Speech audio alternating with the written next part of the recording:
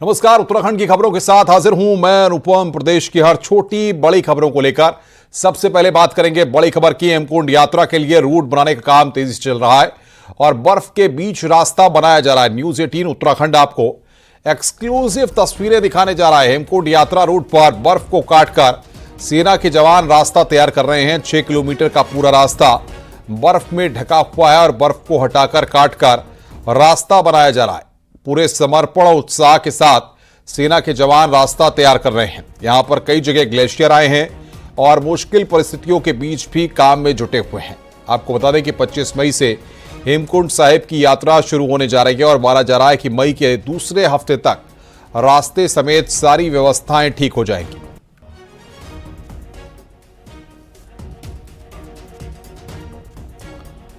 मुख्यमंत्री पुष्कर सिंह धामी ने कहा है कि संस्कृत भाषा के जरिए युवाओं को रोजगार से जोड़ेंगे और इसे लेकर काम हो रहे हैं। सीएम ने कहा कि यज्ञ, कर्मकांड और वेद में सर्टिफिकेट कोर्स की व्यवस्था होनी चाहिए। साथ ही संस्कृत की पढ़ाई कर रहे बच्चों को 16 संस्कार की बेहतर ट्रेनिंग की व्यवस्था होनी चाहिए। सचिवालय में आयोजित उत्तराखंड संस्कृत एकेडमी की बैठक में सीएम धामी ने यह बात कही है। इस दौरान संस्कृत भाषा को लेकर काम करने वालों को सम्मानित भी किया गया।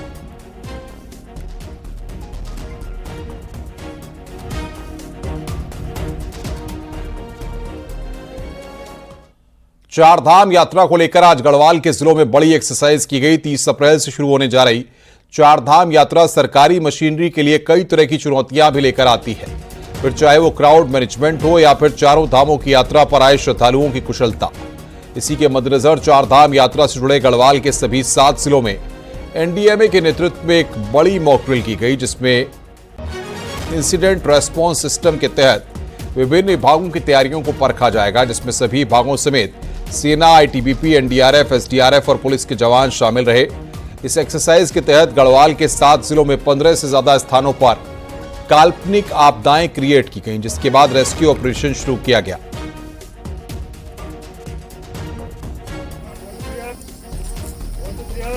चीजें होती हैं जो कमियां नजर आ रही हैं, उसको लिखित में जारी करेंगे, आपको भी सूचित करेंगे उसके बारे में।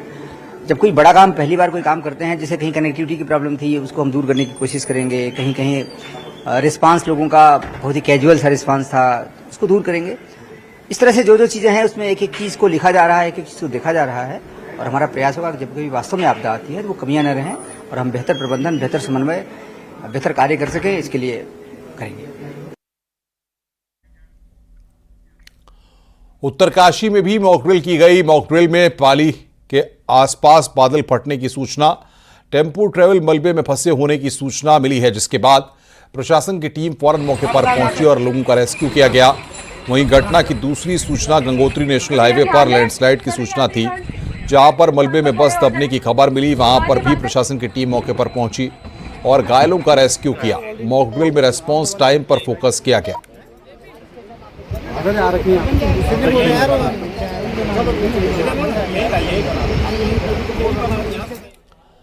आपदा प्रबंधन की तैयारियों को रखने के लिए हरिद्वार में भी मॉक ड्रिल की गई, जिसमें हर की पैड़ी के पास भगदड़ की सूचना को फ्लैश करके रेस्पॉन्स टाइम को परखा गया। भगदड़ में 15 लोगों के पानी में डूबने की सूचना पर एनडीआरएफ और एसडीआरएफ के जवानों ने रेस्क्यू ऑपरेशन चलाया और डूब रहे लोगों का रेस्क्यू कर उन्हें रिलीफ सेंटर भेजा गया।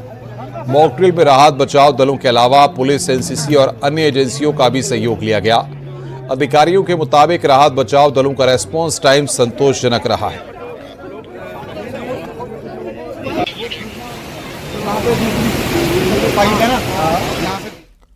उत्तराखंड में 30 अप्रैल से शुरू हो रही चारधाम यात्रा को लेकर पुलिस ने अपनी तैयारियां पूरी कर ली हैं।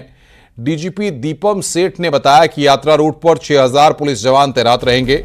इसके साथ ही 17 कंपनी पीएसी की तैनाती के साथ ही 15 ड्रोन से रियल टाइम मॉनिटरिंग की जाएगी। हर जिले में ड्रोन रहेगा जो यात्रा की लाइव फीड कंट्रोल रूम तक पहुंचाएगा। इस बार की यात्रा के लिए करीब 900 सीसीटीवी कैमरे लगाए जा रहे हैं। यात्रा मार्ग से लेकर मंदिर परिसर तक भीड़ को संभालने के लिए ट्रैफिक डायवर्जन प्लान भी तैयार है और हर रूट पर मौजूद रहेंगे प्रशिक्षित सुरक्षा कर्मी और पहली बार चारधाम कंट्रोल रूम भी बनाया गया है।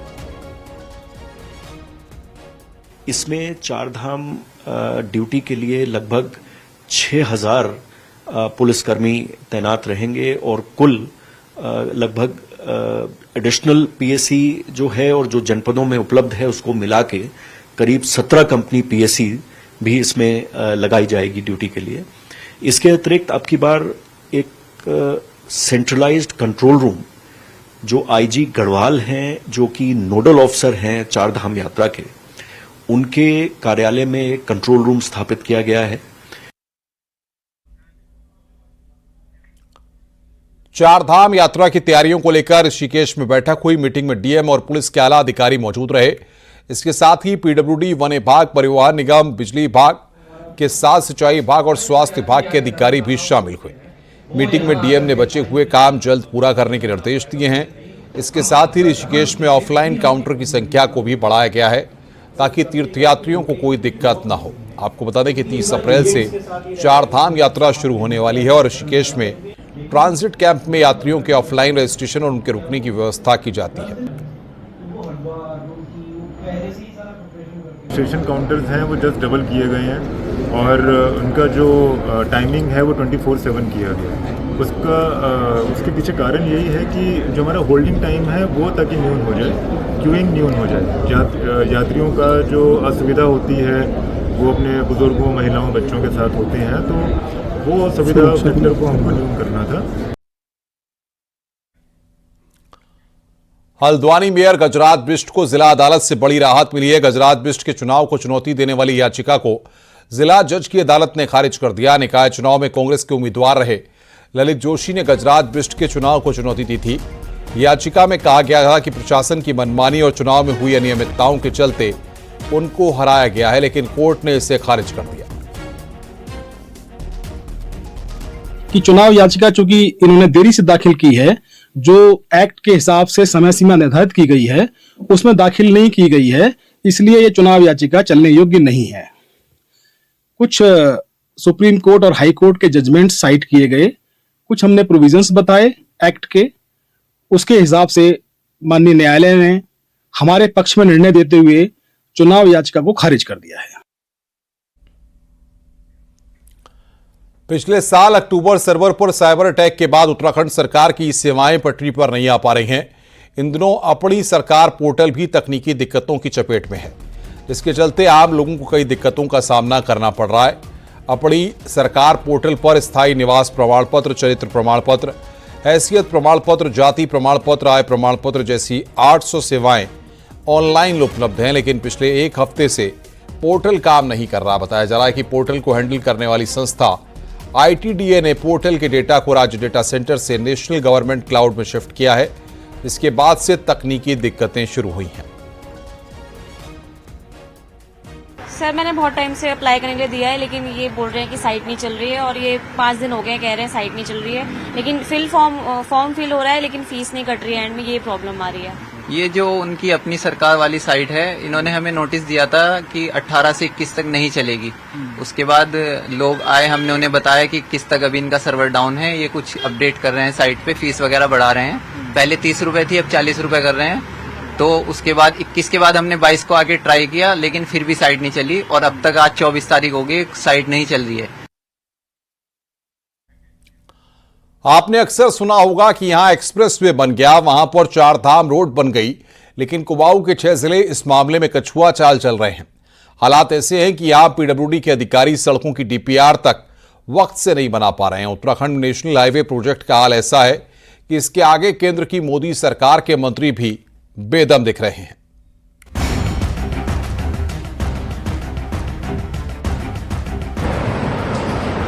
आप तो मेरा भी लाभ नहीं ले पा रहे और मेरा लाभ आपको लेना चाहिए।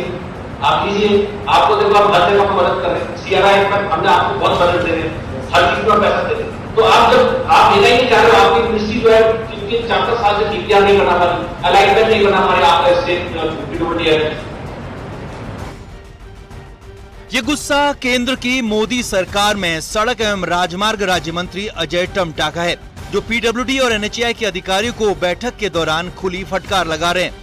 वो कह रहे हैं कि आप मेरा भी फायदा नहीं उठा रहे, आपके अधिकारी रोडों की डीपीआर और अलाइनमेंट के काम भी समय से नहीं कर पा रहे हैं। आपके अधिकारी सालों से प्रोजेक्ट लटका कर बैठे हैं। वो बकायदा शासन में पीडब्ल्यूडी के अपर सचिव को पीडब्ल्यूडी और एनएच के ढीले, लेट लतीफ और लापरवाह अधिकारियों को नोटिस देने के निर्देश भी दे रहे थे। हालांकि अधिकारियों का दावा है कि उन्होंने व्यवहारिक दिक्कतों से केंद्रीय मंत्री को रूबरू कराया। डिपार्टमेंट्स रेवेन्यू और फॉरेस्ट भी इसमें जुड़ा था, तो रेवेन्यू और फॉरेस्ट से रिलेटेड जो हमारे इश्यूज से लैंड एक्विजिशन या फिर फॉरेस्ट डाइवर्जन केसेस के, तो वो भी हमने यहाँ पे जो है माननीय मंत्री जी को अवगत कराया है। दरअसल केंद्रीय मंत्री अजय टम्टा का गुस्सा तब अधिकारियों पर फूटा जब वो कुमाऊं के 11 राष्ट्रीय राजमार्गों के कामों की समीक्षा कर रहे थे। बैठक में केंद्र के सड़क राजमार्ग मंत्रालय से जुड़े टॉप अधिकारियों के साथ ही उत्तराखंड में पीडब्ल्यूडी से जुड़े अधिकारी भी मौजूद थे। इस दौरान फॉरेस्ट के लैंड ट्रांसफर की अड़चन सामने आई, जिस पर फॉरेस्ट अधिकारियों ने भी इस पर तेजी लाने का भरोसा दिया है। फॉरेस्ट डिपार्टमेंट के साथ साथ यूजर एजेंसी भी इन्वॉल्व होते हैं, क्योंकि उनको लैंड चाहिए और हमको लैंड देना होता है। उसके लिए वन संरक्षण एवं संवर्धन अधिनियम 2023 अभी प्रख्यापित हुआ है। इसमें बहुत सारी सुविधा दिया गया है। अगर हमने ठीक से परिपालन करें तो समय का बचत हो सकता है। दरअसल उत्तराखंड के कुमाऊं के इलाके में 11 नेशनल हाईवे हैं जिन पर काम होना है। कहीं नेशनल हाईवे को लंबा होना है, कहीं चौड़ा, कहीं कहीं टनल और पुल का काम भी होना है। लेकिन अधिकारियों की फाइलों में धीमी रफ्तार जनता पर भारी पड़ रही है। हैरानी की बात है कि जिन प्रोजेक्ट को सरकार साल 2020 में शुरू करने की हरी झंडी दिखा चुकी है, उनकी कागजी कार्रवाई तक अधिकारी समय से पूरी नहीं कर पाए हैं। ऐसे में पर्यटन सीजन में लगातार बढ़ रहे जाम से मंत्री अजय टम्टा के सब्र का बांध भी टूट गया। हल्द्वानी से न्यूज 18 के लिए शैलेंद्र नेगी की रिपोर्ट।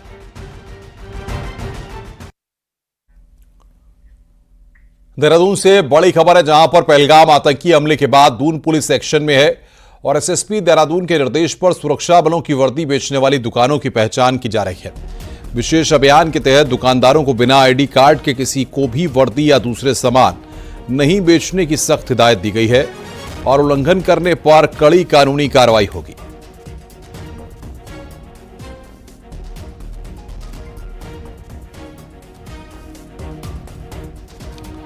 पहलगाम में हुई आतंकी घटना का असर देहरादून में देखने को मिला है। यहां पर उन्मादियों के निशाने पर कश्मीरी स्टूडेंट्स हैं जो राजधानी के अलग अलग कॉलेज यूनिवर्सिटी में पढ़ रहे हैं। लगातार वायरल हो रहे धमकी भरे वीडियो के बाद कश्मीरी स्टूडेंट्स परेशान हैं कि अब करें तो क्या करें। देखिए रिपोर्ट।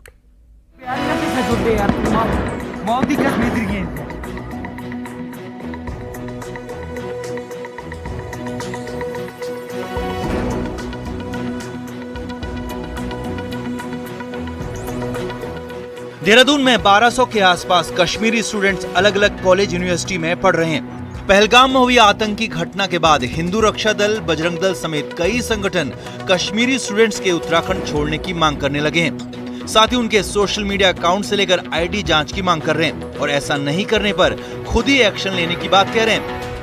ऐसे में गुरुवार को देहरादून में कई कॉलेज में डर के मारे कश्मीरी स्टूडेंट्स कॉलेज ही नहीं गए। वहीं कई कॉलेज में इन दिनों एग्जाम चल रहे हैं, तो जो स्टूडेंट कॉलेज आए भी वो भी धमकी भरे वीडियो वायरल होने के बाद बेहद डरे सहमे हैं।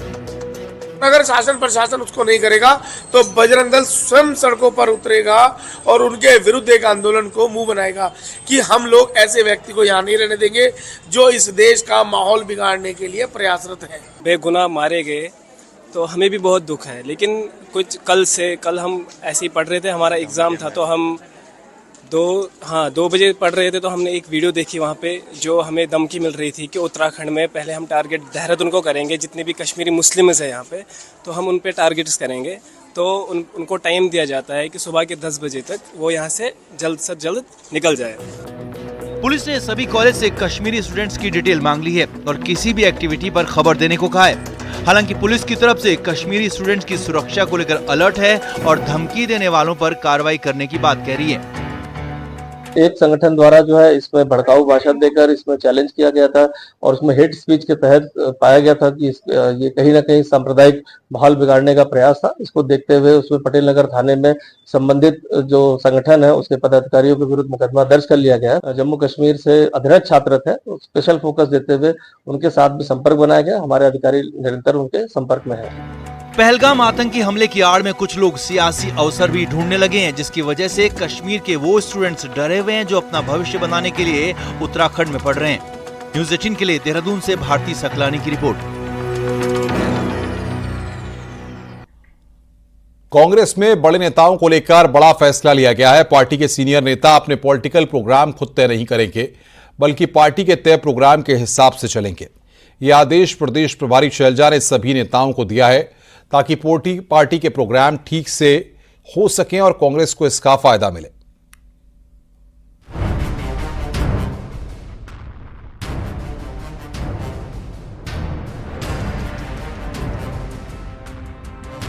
उत्तराखंड कांग्रेस को 30 अप्रैल को संविधान बचाओ रैली निकालनी है, जिसके मैनेजमेंट में बड़े नेताओं का बड़ा रोल होगा। इसी बीच प्रदेश कांग्रेस प्रभारी शैलजा ने सीनियर नेताओं को दो टूक कहा है कि अपने प्रोग्राम छोड़कर पार्टी के प्रोग्राम पर फोकस करें। प्रभारी शैलजा का यह आदेश सिर्फ 30 अप्रैल के लिए नहीं, भविष्य के लिए भी है, जिसका मकसद सबको एकजुट दिखाना और कांग्रेस के पक्ष में माहौल बनाना है। पर पूरे प्रदेश में प्रोग्राम करने में जुटे पूर्व सीएम हरीश रावत अब क्या करेंगे? गढ़वाल के जिलों में हरीश रावत 5 दिन की गंगा सम्मान यात्रा कर चुके हैं, तो 25 अप्रैल से 5 दिन कुमाऊं के दौरे पर रहेंगे। ऐसे में प्रभारी के आदेश और पार्टी के प्रोग्राम को कैसे मैनेज करेंगे?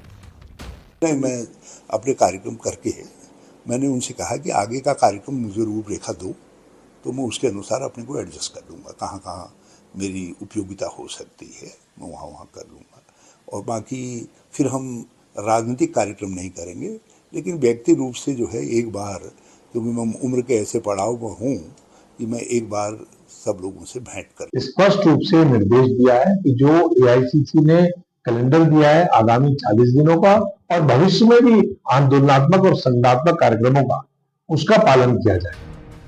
कांग्रेस प्रभारी शैलजा के आदेश के बाद पार्टी के अंदर सियासत तेज है, क्योंकि उत्तराखंड कांग्रेस के बड़े नेता अपनी ढपली अपना राग लेकर चलते हैं। ऐसे में अब संदेश साफ है कि पार्टी बड़ी है, नेताजी नहीं। अब देखना यह होगा कि प्रभारी के आदेश पर सीनियर नेताओं को क्या क्या प्रोग्राम दिए जाते हैं और सीनियर नेता कैसे उस प्रोग्राम को अंजाम तक पहुंचाते हैं। देहरादून से न्यूज़ 18 के लिए दीपांकर भट्ट की रिपोर्ट। ओडिशा में कोल ब्लॉक आवंटन के साथ ही उत्तराखंड ने थर्मल पावर प्लांट स्थापित करने की दिशा में काम शुरू कर दिया है। अगर सब कुछ योजना के अनुसार चलता रहा तो 2030 तक उत्तराखंड बिजली के क्षेत्र में आत्मनिर्भर हो जाएगा।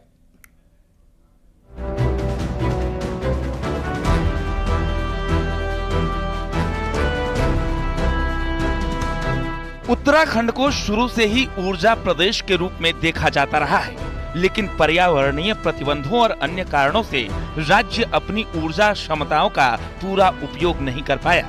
अब सरकार ने स्मॉल हाइड्रो पावर प्रोजेक्ट्स के साथ साथ पहली बार थर्मल पावर प्लांट की ओर कदम बढ़ाया है। पिछले साल जुलाई में उत्तराखंड को ओडिशा में कोल ब्लॉक आवंटित किया गया था, जहां थर्मल पावर प्लांट लगाने के लिए बीडिंग प्रोसेस शुरू कर दिया गया है। टारगेट है कि 1320 मेगावाट क्षमता वाला ये थर्मल पावर प्लांट 2030 तक तैयार हो जाए। सरकार का मानना है कि इसके शुरू होने के बाद न केवल उत्तराखंड को महंगी बिजली एक्सचेंज से नहीं खरीदनी पड़ेगी, बल्कि बिजली की कीमतों में भी गिरावट आएगी।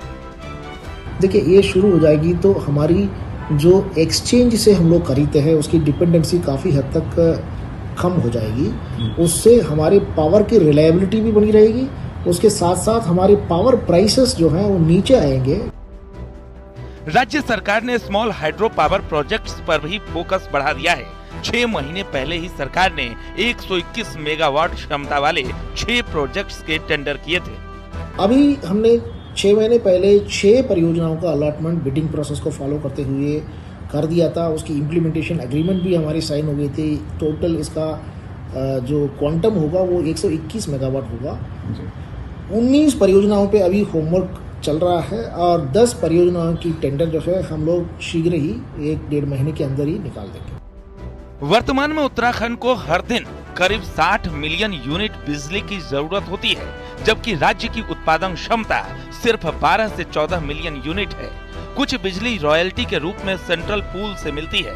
बावजूद इसके पीक सीजन में खुले बाजार से महंगी बिजली खरीदनी पड़ती है। थर्मल पावर प्लांट और छोटे हाइड्रो पावर प्रोजेक्ट के सक्रिय होने के बाद राज्य को बाहरी बिजली पर निर्भर नहीं रहना पड़ेगा और उत्तराखंड ऊर्जा के क्षेत्र में आत्मनिर्भर बन सकेगा। देहरादून से न्यूज़ 18 के लिए सुनील नवप्रभात की रिपोर्ट।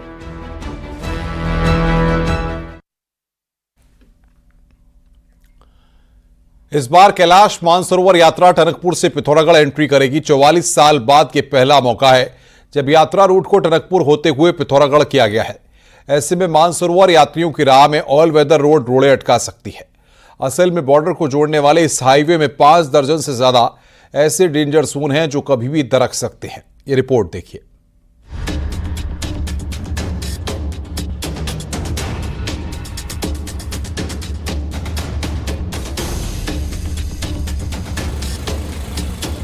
टनकपुर पिथौरागढ़ हाईवे को 1200 करोड़ की लागत से ऑल वेदर रोड में तब्दील किया गया है।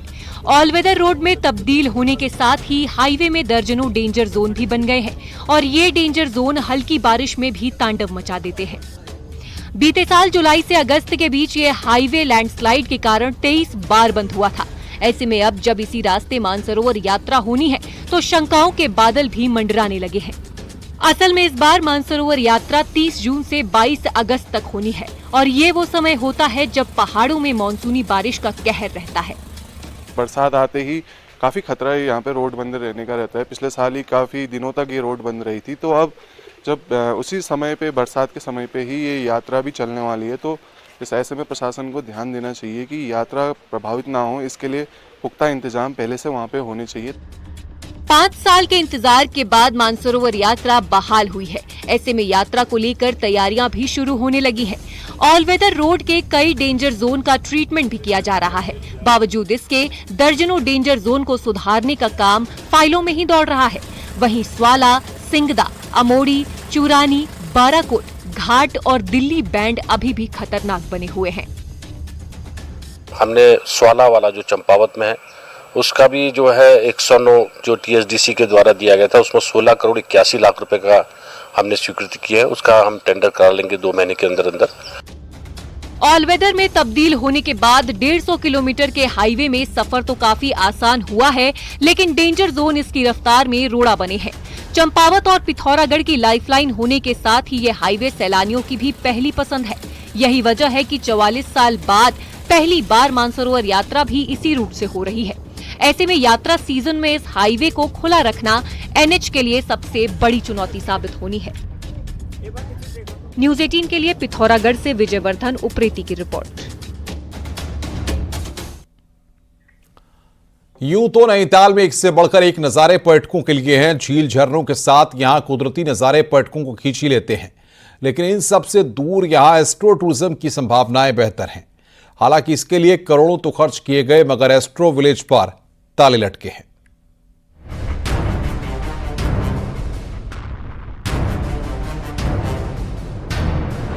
नैनीताल के ताकुला गांव में बना यह एस्ट्रो विलेज अब बदहाली की ओर है। पहाड़ी शैली में बने इन भवनों के ताले ही नहीं खुल रहे हैं। वहीं आसपास झाड़ियां उगने से इनकी सुंदरता पर ग्रहण लग रहा है। हालात ये हैं कि निर्माण के 2 साल बाद भी नैनीताल का ये एस्ट्रो विलेज शुरू ही नहीं हो सका है।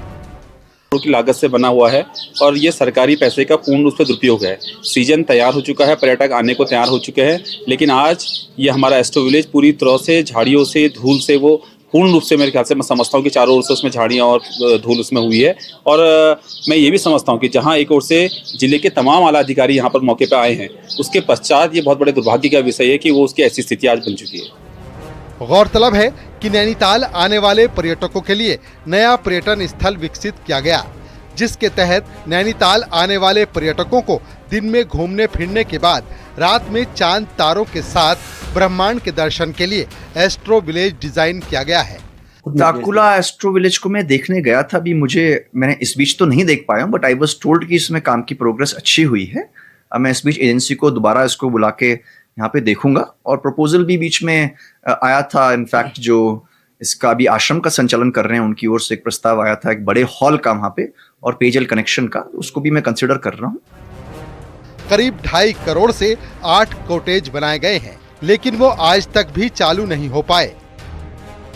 अधिकारियों ने योजना बनाई और सरकार ने इसके लिए पैसा भी जारी कर दिया। उसके बाद निर्माण तो हुआ, लेकिन आगे कुछ भी नहीं हो सका। अब तो यह लग रहा है कि क्या ये सिर्फ सरकारी धन का दुरुपयोग तो नहीं।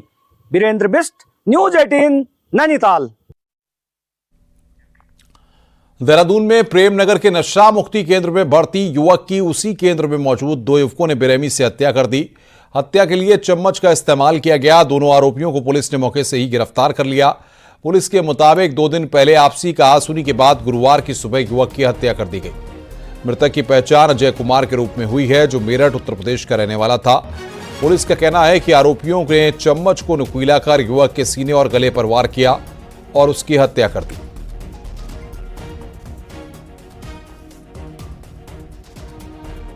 दो दिन पूर्व बताते हैं वहां पर कुछ गाली गलौज इनके आपस के बीच में कुछ बहसबाजी हुई थी, जिसको प्रबंधक द्वारा सबको दोनों पक्षों को समझा दिया गया था। आज लेकिन कमरा बंद करके आवेश में आकर हरमनदीप और गुरदीप द्वारा जो चम्मच है उसको नुकीला करके उस पर छाती और गले पर वार किया गया, जिससे जो है वहां पर अजय कुमार जो मेरठ निवासी थे उनकी मृत्यु हो गई। रुक रहे हैं यहां पर ब्रेक के लिए, लेकिन ब्रेक में जाने से पहले आपको बता दें कि यूपी बोर्ड की 10वीं और 12वीं के रिजल्ट का इंतजार कर रहे छात्रों के लिए अच्छी खबर है। कल सुबह 11 बजे यूपी बोर्ड का रिजल्ट जारी होगा। छात्र hindi.news18.com पर भी अपना रिजल्ट देख सकेंगे। स्कैन करके भी आप यूपी बोर्ड परीक्षा का रिजल्ट देख सकेंगे।